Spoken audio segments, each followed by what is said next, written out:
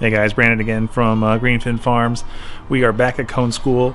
We're going to show you some of the progress that we've made, some of the stuff that we did, and some of the problems we're running into. But we're pretty excited because we finally got in our fish tanks. And so things are really starting to feel like they're coming together. So let's go take a look.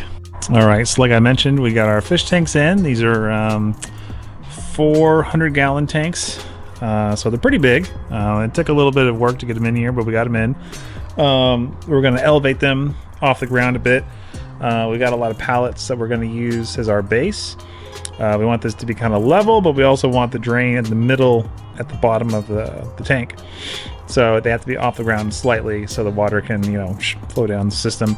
Up here, you'll notice, I don't know how well it's coming through, but we have these pipes. These right here, headed that way, and then another T-section there, or a cross-section there, and then these are going to have pipes that come down and drain directly into the fish tank. It'll also help kind of agitate the water a bit, add a little bit of supplementary aeration, but so that water, all right, the water for the tanks is coming from the sump, which is here. Sorry, we had a lot of rain, so it's pretty muddy out here, which is buried down under the ground. Let me get on this little island, and there we have our pumps. These are both submersible pumps, so they could be in the water. One of them is a backup, one of them is the main pump, but you can see we're going to be running those babies through the pipe all the way to the tanks. So where does the tank water go? Well, like we talked about last time, we're going to have the tanks run to the clarifiers here. They're going to come in right here, and then we're going to put in these baffles. One that's going to run down the length of the tank, around the middle, and then another one that's going to be a little bit closer to this end, and that's going to, all the waste coming in is going to hit the baffle and kind of fall, and then the water that rises up will be kind of clear of debris. So you can see that we've got our spigots with enough clearance so that we can get the pipes in here. We can still turn them easily. This will help flush the waste out of the system, like we said. Those are going to move here to our bioreactors. We just ordered 2 more of these. We need 4 tanks in total. And we also ordered some more bird netting. The netting is going to be what the bacteria grows on. It also filters out the fine particulate. And yeah, as you can also see, we finished cementing our second layer onto these bad boys. So everything is rock solid now. Channels are done. There's so much standing water because whenever it rains, it really messes with our flow. But we're just kind of at the moment reaffixing some of the pipes.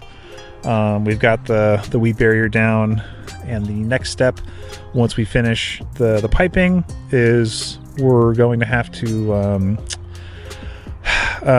put in the liner and then cut the liner as well.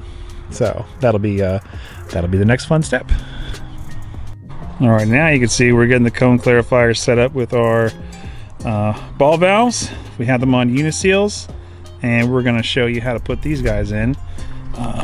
You can see we've already got this one started, but we're going to go ahead and show you this one. Got it? Cool. All right, now we're going to go ahead and show you how to put the uniseals on. So we have 3-inch uniseals, so we need a 4-inch hole saw. We want this thing about 3 to 4 inches below the lip, and we want it lining up with that pipe over there.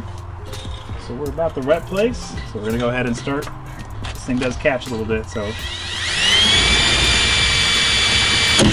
there it goes.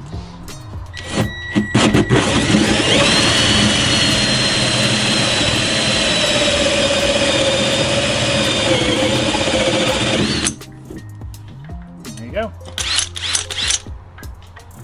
So now once you have the hole bored out, you can clean it with your glove. Fits in like that. Well, no, it's just there's. You lay a pipe down. See if it, 80% is straight. There's one little lip. Yeah, once you lay it, pretty much pipe. All right, you can see we're greasing it up with some gasket grease, but I think we should have gone with a silicone-based lubricant. So once we get it greased up, then we're going to try to put this through it. definitely apply liberally. Yes, liberally apply the grease. This is going to be tough no matter what. We're going to see how it does when we get some new lubricant, but for now... Okay. Muscles is going to do it for us. So. Did you already explain the angle? Oh. Cut this guy at an angle so it'll be easier to get in, because when it's just flush flat, it's really, really tough. So this will help you work it in. It's too tight. Okay. All right.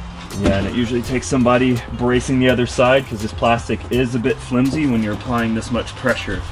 If you can manage to twist, that helps. But there's really just no great way to do this. Almost. Okay. As you can see, it's tough.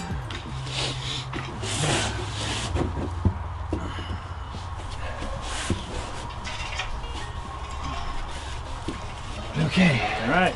When you're in, we can cut off the angle, and then we'll be good. Yeah, and using this shorter length also helps because it's easier to wield this little piece and wiggle it around to get it through this, and then you can come back later with your other pipe that connects and just do a coupling to connect them together. That's much easier than trying to get your full length of pipe and get it in. Yeah. Sweet.